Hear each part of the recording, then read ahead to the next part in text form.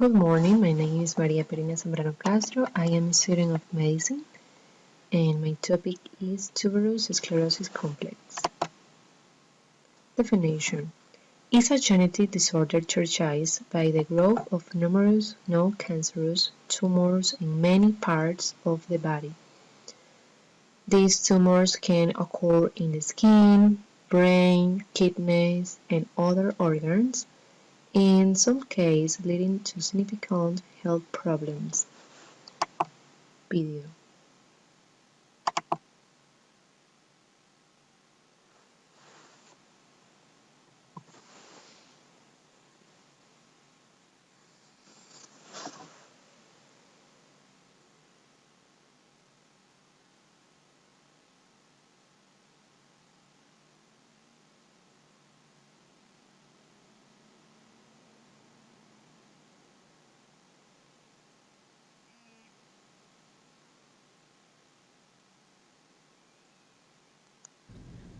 Tuberous sclerosis is a very serious disease.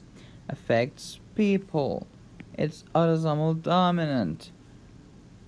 There are many lesions and many tumors all over the body. So let's get started. But what does the name even mean? Tuberous sclerosis. Tuberous is Latin. Tuber means swelling. Sclerosis is from the Greek word skleros, which means rock, hard. So, hard swelling is the literal meaning of the disease, tuberous sclerosis. So, autosomal dominant. Let's say that daddy has tuberous sclerosis, mommy has not. Okay, since it's autosomal dominant, so 50% of the offspring will have the disease, will have tuberous sclerosis. This is called autosomal dominant. Also, it has variable expressivity. What does this mean? Variable expressivity means that not everybody is similar. So, let's say that person X has tuberous sclerosis, but it's so mild. However, person Y has also tuberous sclerosis, however, it's more severe. He has more symptoms, he has more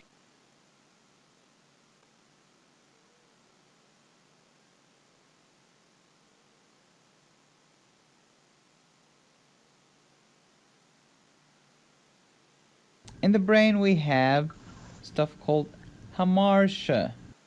These are malformed tissue, okay? Such as what? Such as something called cortical tubers. These are tubers. These spiky lesions that are visible on MRI are called tubers. That's why the name of the disease is called tuberous sclerosis. Okay, that makes sense. Also, we get some hamartomas, astrocytomas, especially giant cell astrocytomas in the brain, and we get some appendix.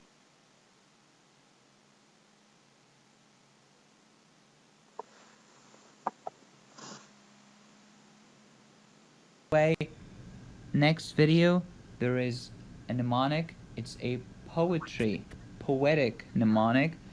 It's like a song that you can learn a lot from regarding tuberous sclerosis. So please subscribe to get the next video. You will love it. See you.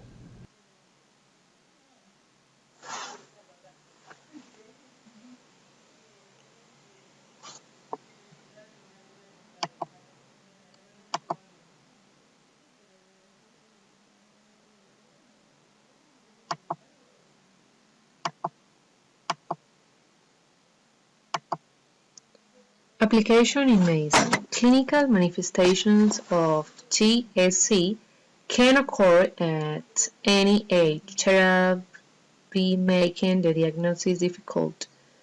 No typical disease presentation is known, and the clinical presentation usually differs between pediatric and adult patients.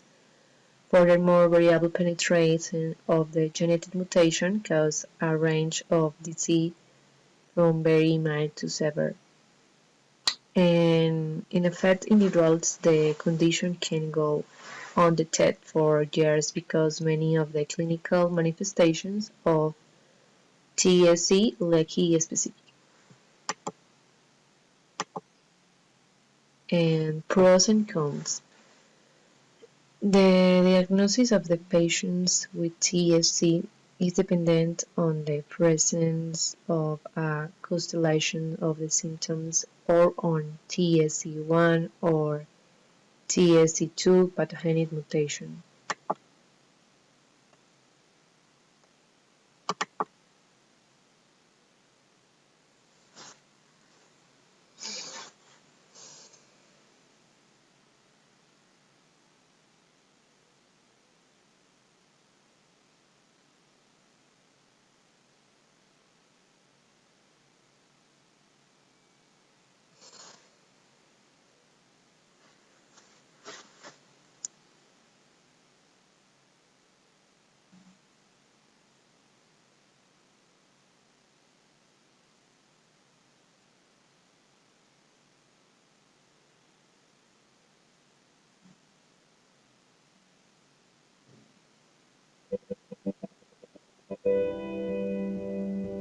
I can't remember exactly, but I think I first met Manny when he was just a few years old.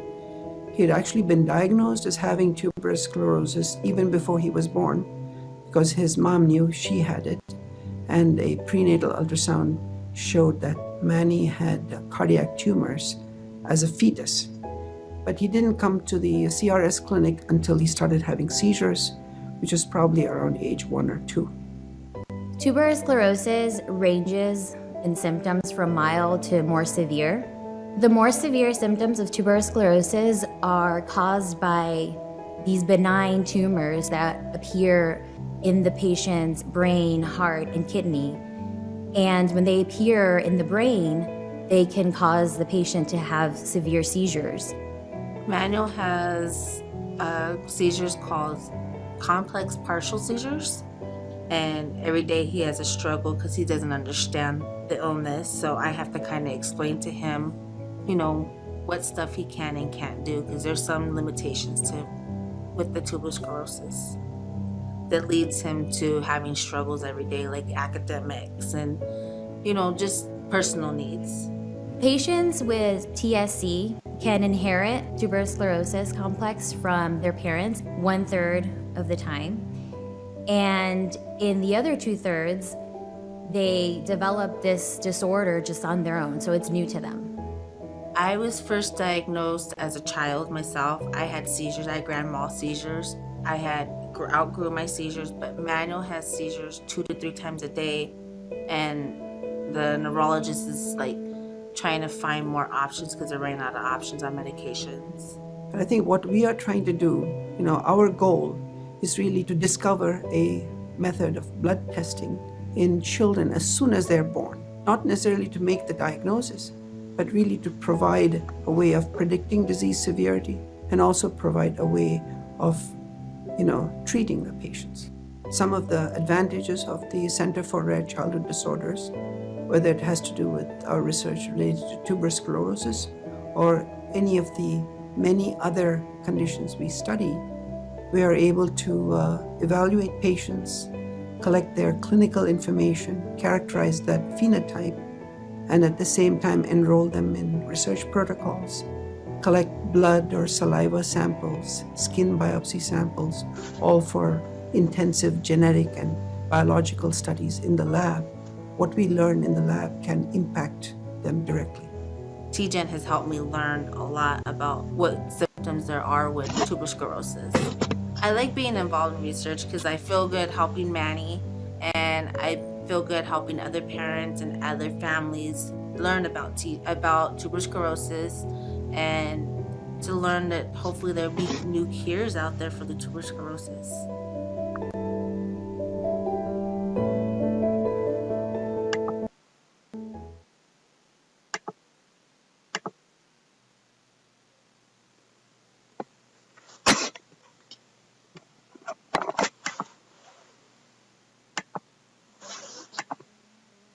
An issue applied in Ecuador, TSC gene penetrance is approximately 1000%. However, clinical manifestations of the disease may appear at different age and severity can change over the lifetime of a patient. For example, angiomyolipoma, lesion size, and renal complications have been shown to increase with age, and addiction symptoms can vary between family members with TSC, and it is important to recognize the different manifestations likely to be seen among pediatric, adolescent, and adult patients.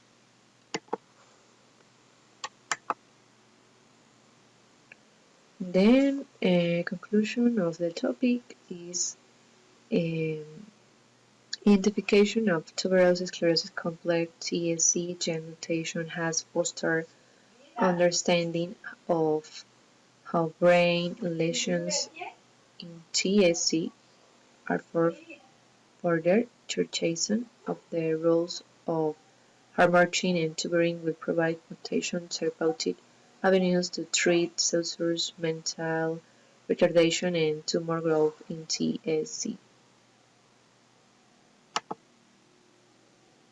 Thank you.